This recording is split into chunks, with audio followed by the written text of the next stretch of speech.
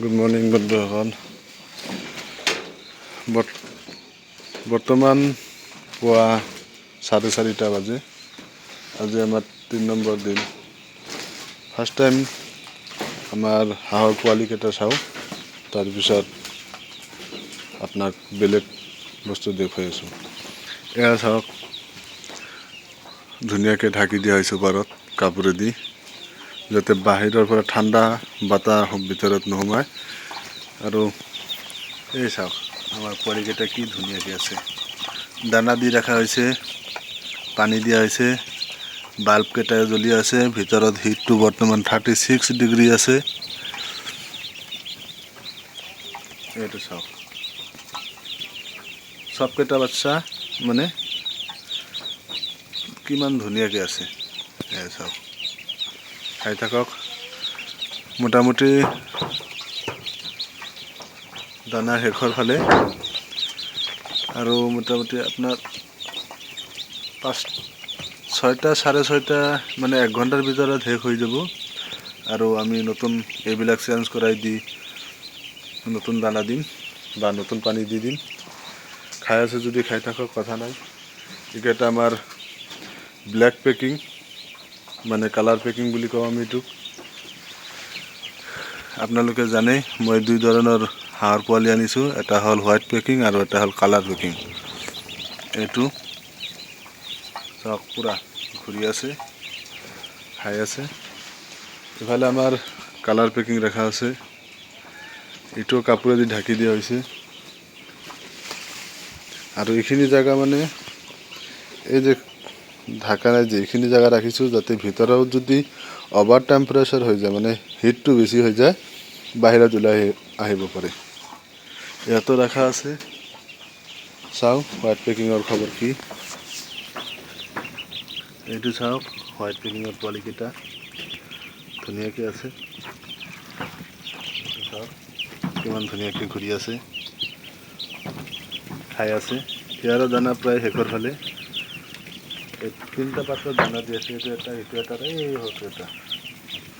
আৰু এইবিলাক সৰু সুৰা মানে পানীৰ পাত্ৰত দি থকা হৈছে, মানে ইমানেই সৰু, মানে ইয়াতে 250 গ্ৰাম 300 গ্ৰামকৈ পানী সোমাব চাগে, মানে ইমানেই সৰু। 250 ml-তকৈ বেছি পানী নাটে কিজানি চাগে। মানে ডাঙৰ পাত্ৰ আছে, সেইটোও দেখুৱাম। ডাঙৰ পাত্ৰত পানী খোৱালে কি হ'ব সেইটোও কৈ থাকিম।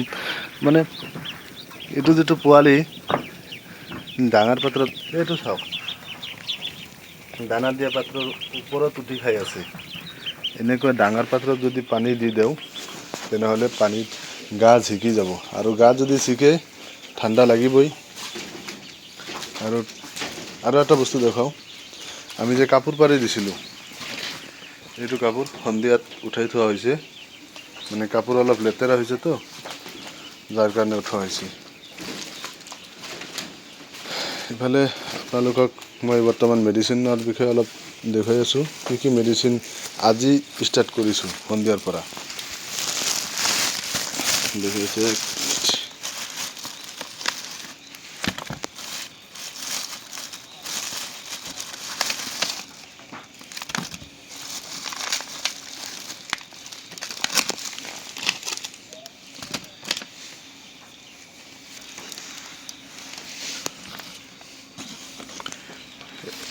এইটো হ'ল ORS, মানে ORAL হয় একচুৱেলি, ইলেক্ট্ৰল, মানে এনাৰ্জি ড্ৰিংক বুলি কওঁ আমি ইয়াক, ইউনিষ্টছ। এইটো দাম ল'ব আপোনাৰ 115 টকা, ডিছকাউণ্টো দিয়ে কিবা। এইটো হ'ল এনাৰ্জি ড্ৰিংক। এইটো 0ৰ পৰা মানে 3 দিন খুৱাব দিয়ে। আৰু তাৰপিছত নেক্সট আহিল, আপোনাৰ হাঁহৰ পোৱালিকেইটা যদি একে জেগাত গোট খাই থাকে বা নাকেদি পানী ওলাই থাকে, চৰ্দি হেন পায়, বা জ্বৰ থাকে, এইটো পাউডাৰ খুৱাই দিব। নামকেইটা মানে স্ক্ৰীনশ্বট মাৰি ৰাখি দিব। এইটো হ'ল আপোনাৰ 1 লিটাৰ পানীৰ মাজত চাহৰ চামুচৰ 1 চামুচ। নেক্সট আহিব আপোনাৰ এইটো এটা এণ্টিবায়'টিকৰ দৰে কাম কৰে। এইটো ছেম, মানে একেলগে নোখোৱাব, মানে আগা পিছা কৰি দিব, একবাৰ ইটো, এইটোৰ দামো 175 টকা। নেক্সট আহিব আপোনাৰ এইটো পাউডাৰ দিব। এইটো পাউডাৰ আপোনাৰ পোৱালিৰ বহুত বেমাৰৰ পৰা ৰক্ষা কৰিব, যেনেকৈ আপোনাৰ পোৱালিৰ পায়খানাটো বগা হৈছে, বা নেক্সট আহিব আপোনাৰ পায়খানাৰ লগত আপোনাৰ তেজ ওলাই আছে বা পানী আহি আছে, এইটো সেই কাম কৰে। এইটো সেই চেম চাহৰ চামুচৰ 1 চামুচ 1 লিটাৰ পানীৰ মাজত। আৰু এটা মেইন বস্তু দেখুৱাও আপোনাক,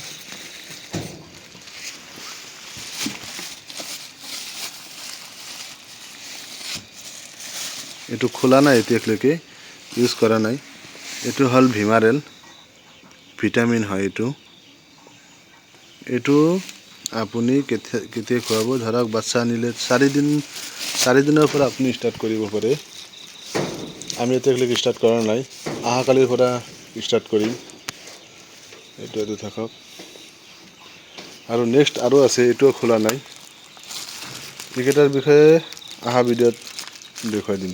আৰু এই বটলটো চাওক, এই বটলটো